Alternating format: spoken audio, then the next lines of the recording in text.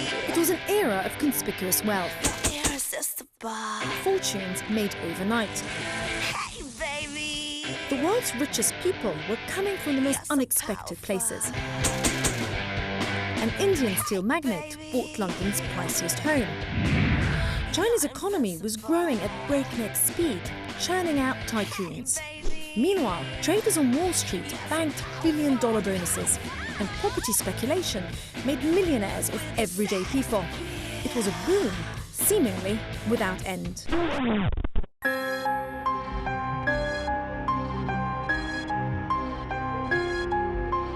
Our economy is in a recession. This may be the day America died. The people who got billion-dollar bonuses should be giving them back. And the people who broke the law should be going to jail. I've been saying we need a jail out, not just a bailout. We are going to have more families facing homelessness than we can even dream of right now. And I think it's just the tip of the iceberg. The subprime crisis was the match that lit the fire. But now the fire has burned far beyond the match, and merely blowing out the match will not stop the fire. And I cannot forgive these people. I've seen my friends die, kill themselves because of it. I'm in the middle now of trying to pull this country through this crisis, and I'm not about to run away from it. A financial firestorm sparked in the US has engulfed the world, threatening nations with economic ruin and destroying lives. I call on Congress to move forward quickly so we can keep the American dream alive.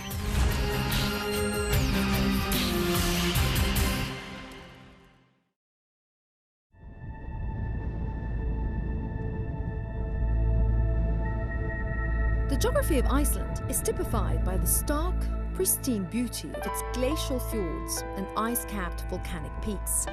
For generations, Icelanders lived off the land and sea, depending on the agriculture and fishing industries to keep their economy afloat. But in recent years, buoyed by the Viking spirit, they set out to conquer the world of finance, the spoils of which would make Iceland one of the richest nations in the world. A year ago, the United Nations judged Iceland the best place to live.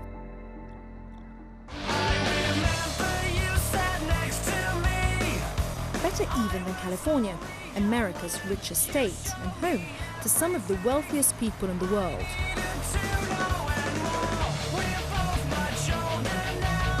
California is like, they call it the Golden State.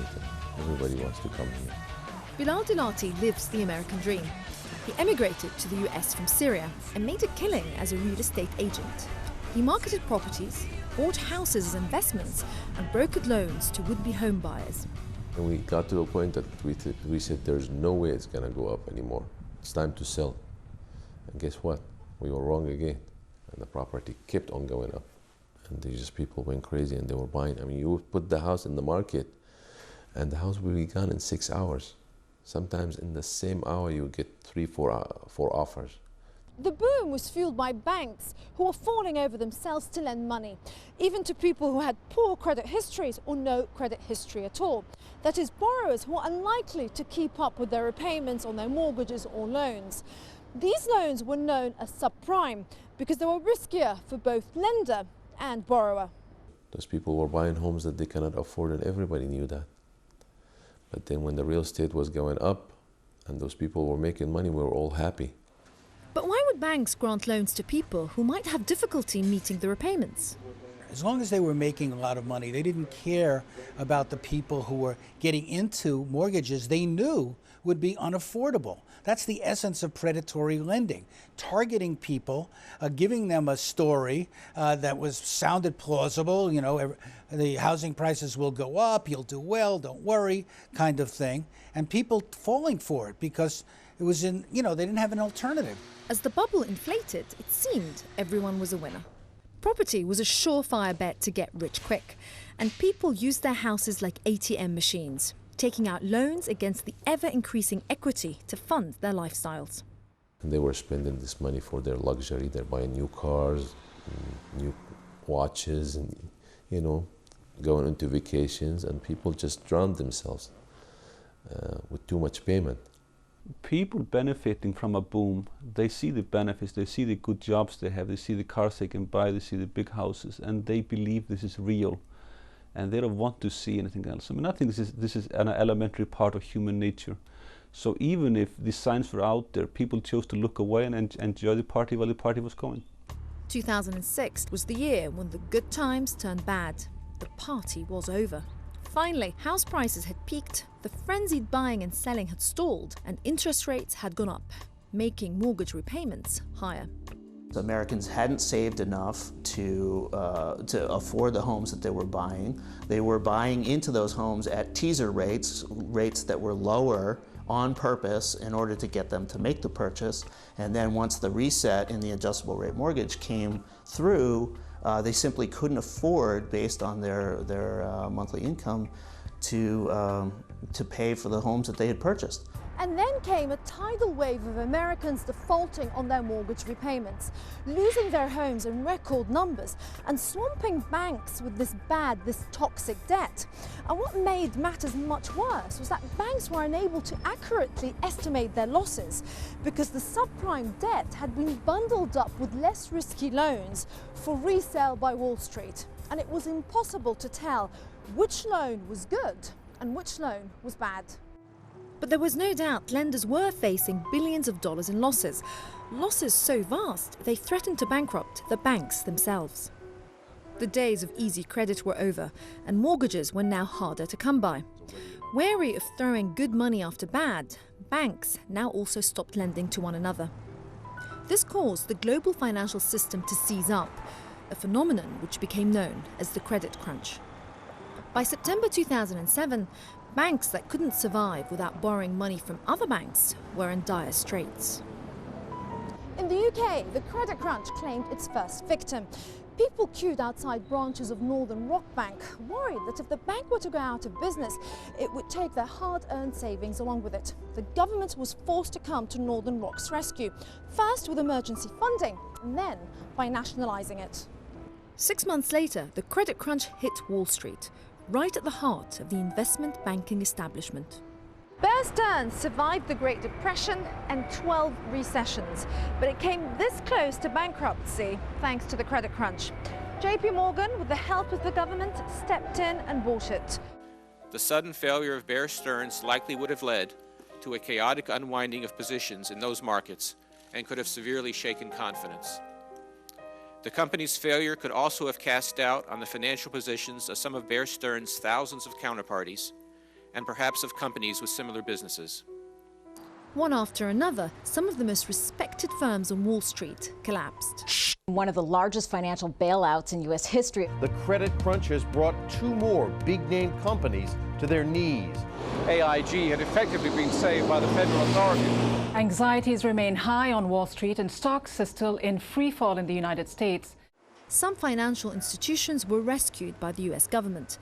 Others, like Bear Stearns, merged with competitors or were taken over. One big mistake the government made was the clumsy manner in which it nationalized Fannie Mae and Freddie Mac. These were two specialized banks that had been set up by the government to funnel money into the housing sector, and they were running into trouble. But the timing and clumsy manner of the takeover sent a very bad message to the markets. That caused other dominoes to wobble and then fall. Lehman Brothers was one of Wall Street's most revered banks. Founded 150 years ago, it was America's fourth largest bank, and it employed something like 25,000 people. The government could have saved Lehman Brothers, as it had with Bear Stearns, but it chose not to.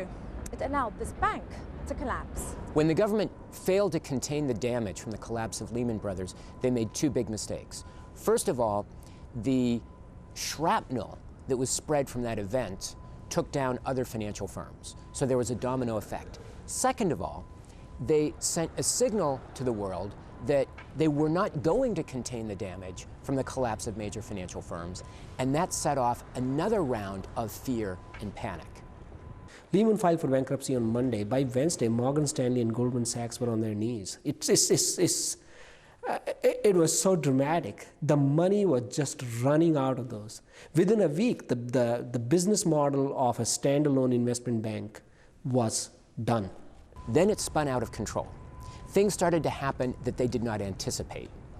And then we were faced with a very sorry sight of the Secretary of the Treasury running around, obviously haggard, using words like uncharted territory, unprecedented. America's economy is facing unprecedented challenges, and we are responding with unprecedented action.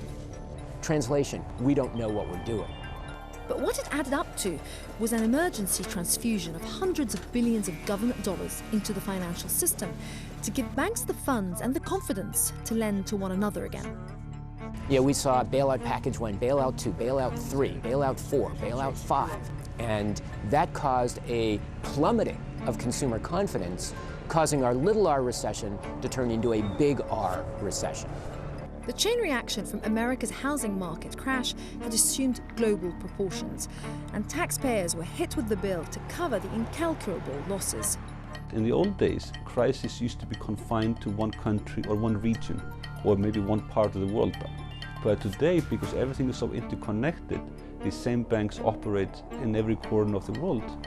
When the crisis hits, it becomes a global crisis instantaneously because of the interconnectedness.